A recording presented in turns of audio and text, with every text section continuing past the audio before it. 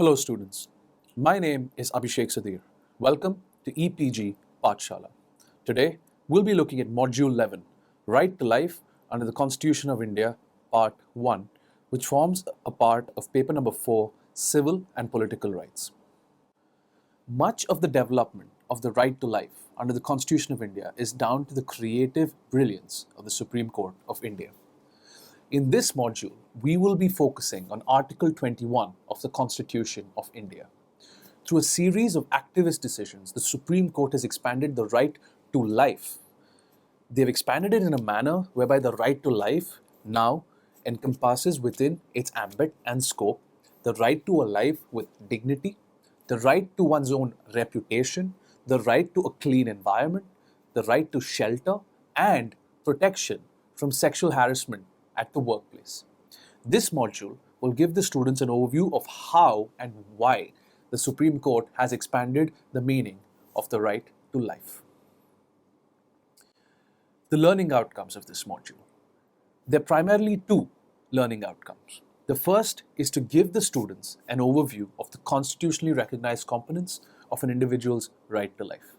The second learning outcome is to help the students understand the manner in which the scope of the right to life has been expanded by judicial interpretation.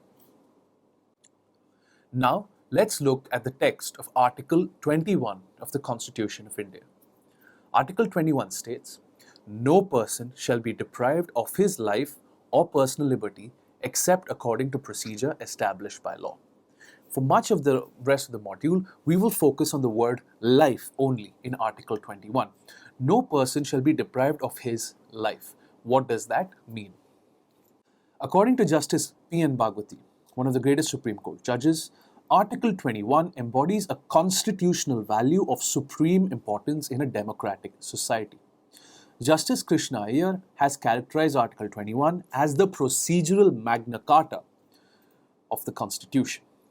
He said so in the famous case of Francis Corelli, which we will be discussing later on. The term life mentioned in Article 21 has been given a broad meaning to include the quality of life.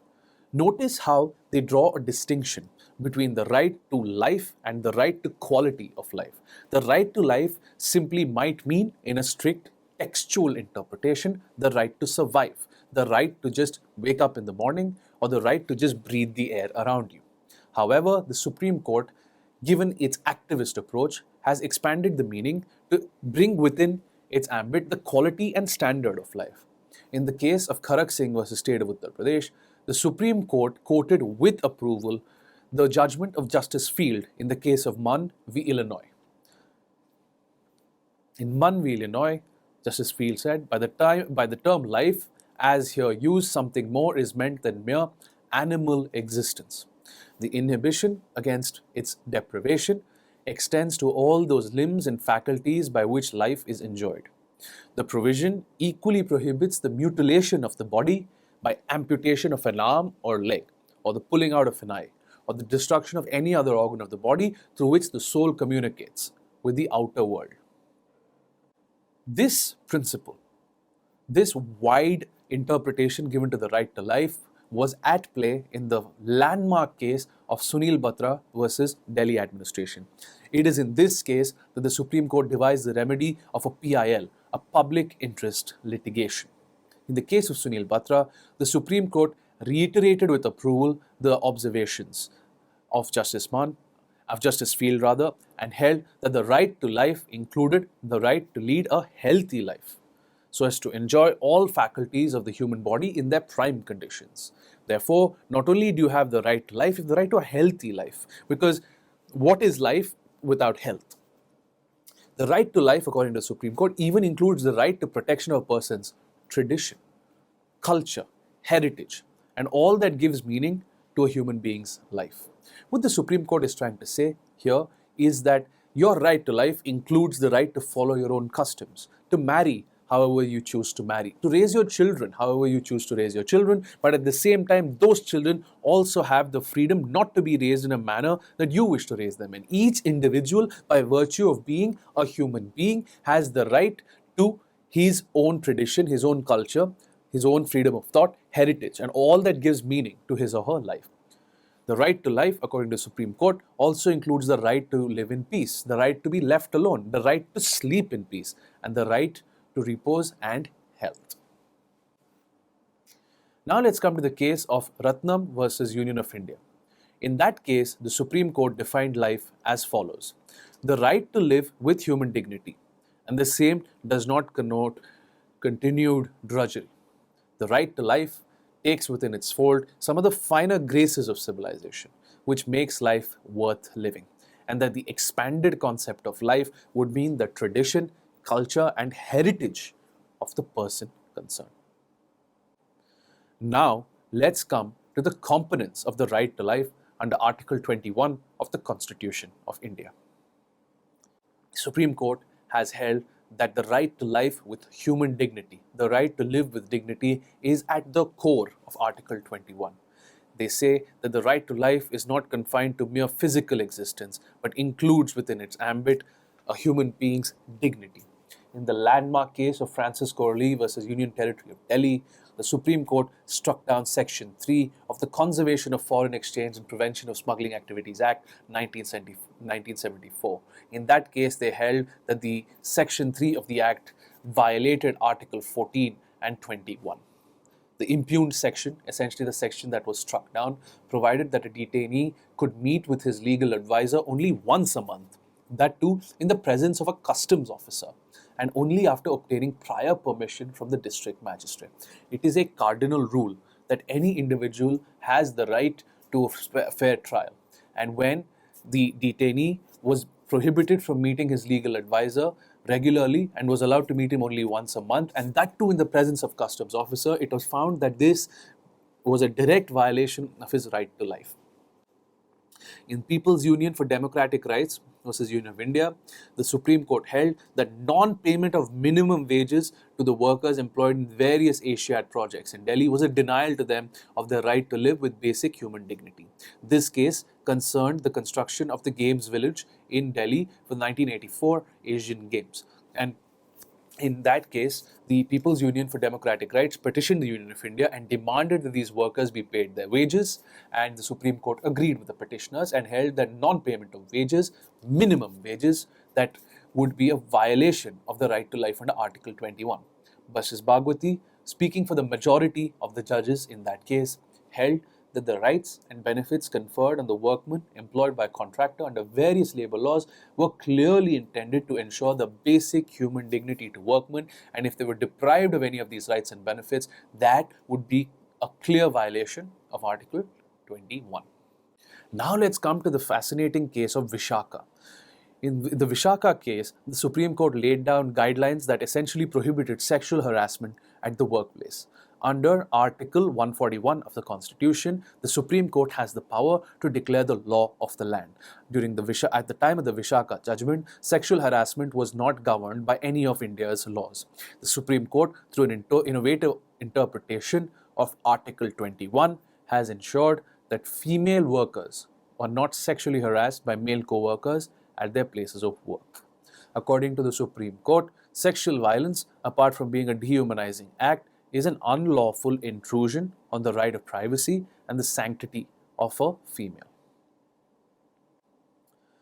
In Vishaka, the Supreme Court declared that sexual harassment of women at their workplace amounted to a violation of the rights of gender equality and the right to life and liberty, and this constituted a clear violation of Article 21.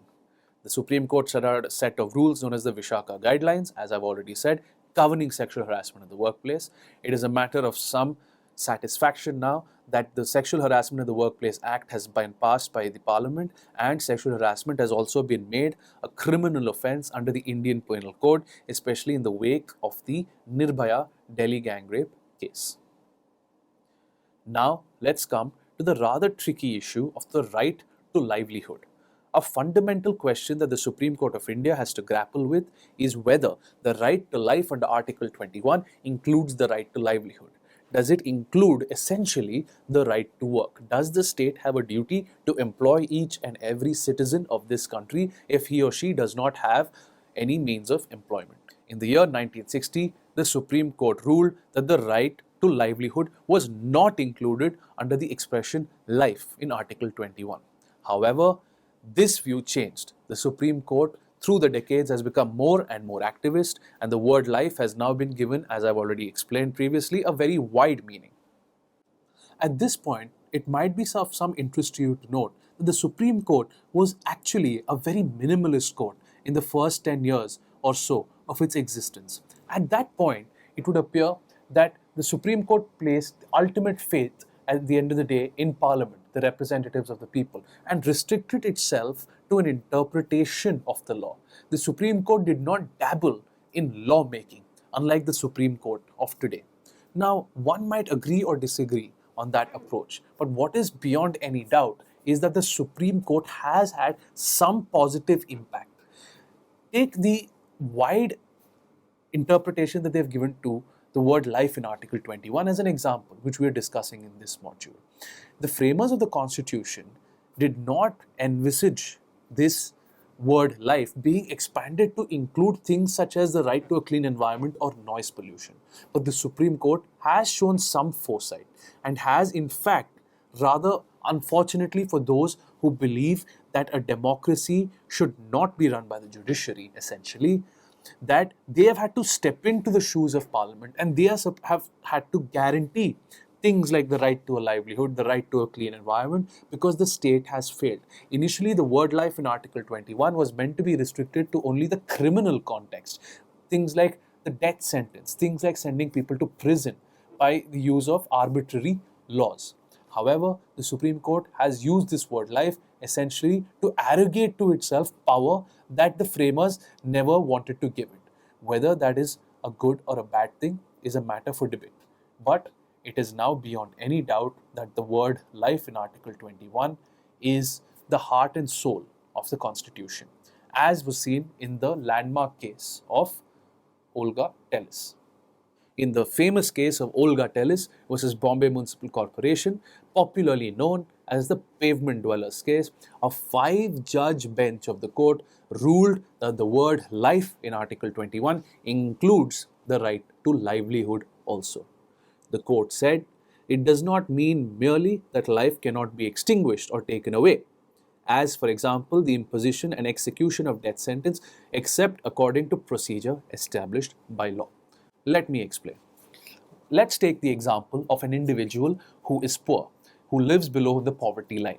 Can the state be said to be depriving him of his right to life? One would think that since there is a right to a quality of life, a standard of life, it is incumbent upon the state to give this citizen adequate means of livelihood. The Supreme Court would agree. However, the Supreme Court does not believe that the right to livelihood would mean giving that person a job and employing that person. Essentially, it is incumbent upon the state to give that individual some of the basic necessities of human life: food, perhaps clothing, and certainly shelter. Essentially, this is their interpretation of the right to life. They simply want to say that a person who is poor, who is indigent, cannot be deprived of his right to life, only in the case that he is killed, for example. So an individual might say that he has absolutely no means of livelihood, that he has no food, no water, no shelter.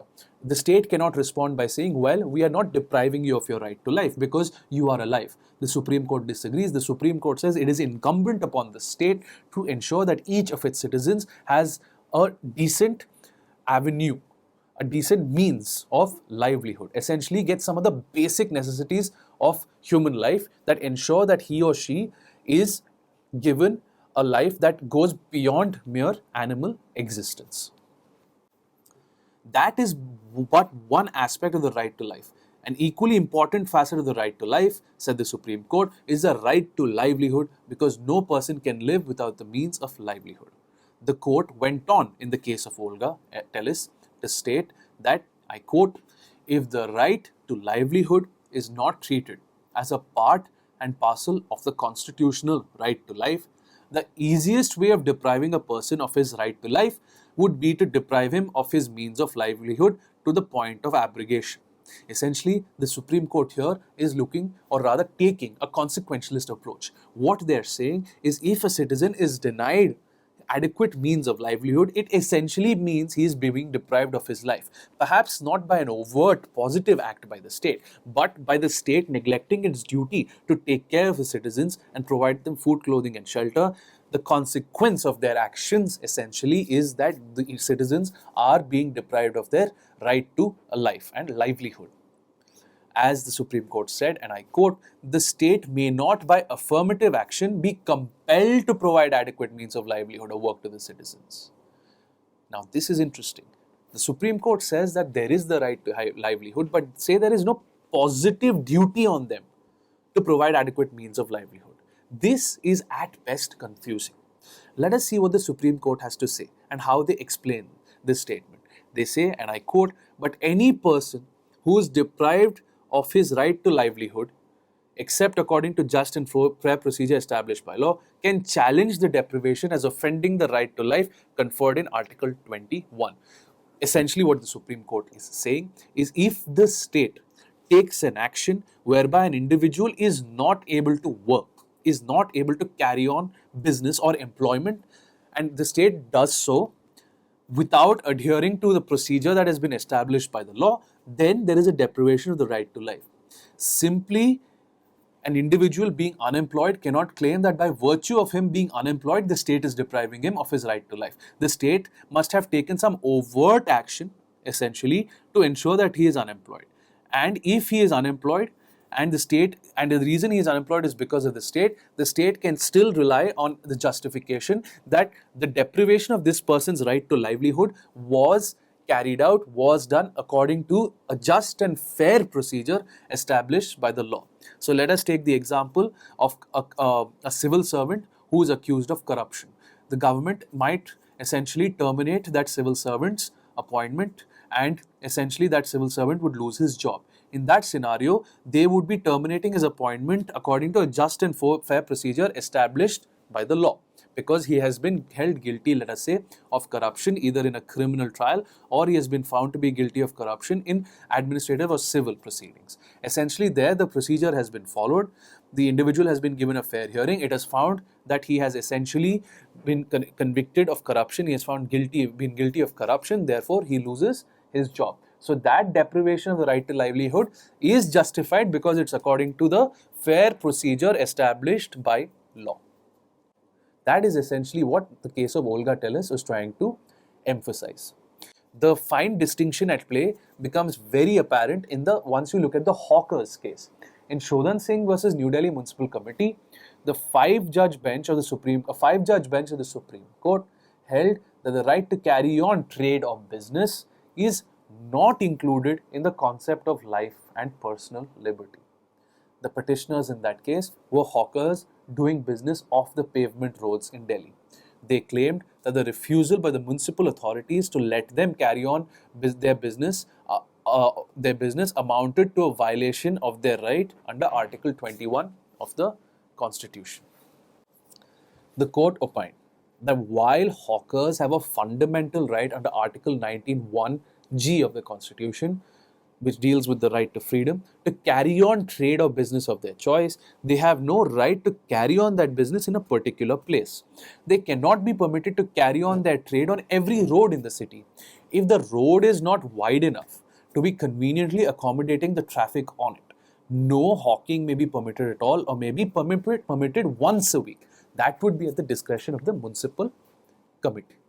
The Hawkers case essentially said that footpaths, streets or roads are public property and are intended to serve the general public and are not meant for private use. However, in the Hawkers case, the Supreme Court said that the affected persons could apply for relocation and the concerned authorities were to consider the representation and pass orders thereon. Now let's come to the interesting case of HIV and the right to life. In the Bombay Indian inhabitants case, the Supreme Court held that a person who tested positive for HIV could not be rendered medically unfit solely on the ground of being HIV positive. This was a landmark judgment. Even though the petitioner might have been a nuisance to others and conducted themselves either in a disorderly way or unbecoming of their profession, that of itself is not sufficient for the executive to take away their source of livelihood by an executive fiat. So essentially what the Supreme Court is trying to say is that just because somebody is being disorderly or is being a nuisance, you cannot automatically just terminate their employment. There is a due process, a procedure that needs to be followed, a procedure that is established by law, a procedure, even if established by law, that needs to be just, fair, and reasonable. Now, it's also worth noting, and it's worth stating emphatically, that the right to work has yet not been recognized as a fundamental right. No citizen of this country has the right to employment or the right to a job. Now, you might ask, if he does not have the right to employment or the right to work, how then does he have the right to a livelihood? Isn't a job the source, the means to get an adequate livelihood? Well, the Supreme Court disagrees. In Shantisar Builders versus Narayan Khemlal Thotame, the Supreme Court held that the right to life in any civilized society would include within its sweep the right to food, the right to clothing, and reasonable accommodation to live in. Once again, you need to ask yourself the question, if there is no right to work, how is one supposed to eat? The right to food. How is one supposed to buy clothes? The right to clothing. How is an individual entitled to the right to shelter, reasonable accommodation to live in? It's stated in the case of UP Awas Vikas Parishad versus Fens Cooperative Housing Society Limited that the right to shelter is a fundamental right which springs from the right to residence secured in Article 19(1)(e) and the right to life guaranteed under Article 21. So the Supreme Court has emphatically stated that the right to shelter is a fundamental right. This is interesting. Let us take the case of winters in the north of India, especially in a place like Delhi. The right to shelter has essentially meant that there is a positive obligation on the state to ensure that individuals are not forced to sleep out in the open during the winter season. In the case of Chameli Singh versus Uttar Pradesh, the Supreme Court emphasized once again the importance of the right to shelter as one of the basic human rights designed to ensure all facilities to human beings to develop themselves as members of a civilized society. Now let's come to the landmark case of MC Mehta versus Union of India. The entire jurisprudence of environmental law in India has grown out of a wide, expansive interpretation of the word life in Article 21. In the MC Mehta versus Union of India case, the Supreme Court ordered the closure of several tanneries, leather tanneries, that were causing water pollution. The Supreme Court also issued guidelines and directions for the protection of the Taj Mahal, an ancient monument, from environmental degradation. The court also held that blatant and large-scale misuse of residential premises for commercial use in Delhi violated the individual's right to a salubrious and decent environment. So essentially, the court has gone to the extent of saying that commercializing residential properties in Delhi violates the right to a clean environment and ergo violates the right to life. Therefore, the right to life includes the right to breathe clean air. In the famous case of Milkman Colony Samiti versus State of Rajasthan, the court held that the right to life means clean surroundings which lead to a healthy body and mind. The Supreme Court upheld also the right to freedom from stray cattle and animals in urban areas. But many of you who live in urban centers in India find that this is still a utopian dream, as there is still no freedom from cattle and animals in urban areas. Now let's come to the interesting case of smoking. Do you have the right not to be subjected to passive smoking? As many of you might know, passive smoking essentially means an individual inhaling smoke that is exhaled by another individual. In the case of Murli S. Theora versus Union of India, filed where the petitioner was the former Union Minister Murli Theora, the court held that persons not indulging in smoking cannot be compelled to or be subjected to passive smoking on account of an act of a smoker. It is for this very reason, it is because of this very case that there is now a general ban on smoking in all public areas in all of India's major urban centers. There is also a ban, you might notice, in restaurants. For example, in any closed restaurant, smoking is banned where there is air conditioning. Certain restaurants do have smoking areas. Certain airports have smoking areas. Also, certain train stations have certain smoking areas. Therefore, all of this is a result of the Murli Deora case, where the Supreme Court held that passive smoking, being compelled to inhale smoke that is exhaled by somebody else, amounts to a direct violation of the right to life if the state does not take steps to ensure that there is a smoking ban or there are smoking zones. Thus, the right to life under Article 21 is affected as a non smoker may become a victim of someone smoking in a public place. Now, let's come to noise pollution.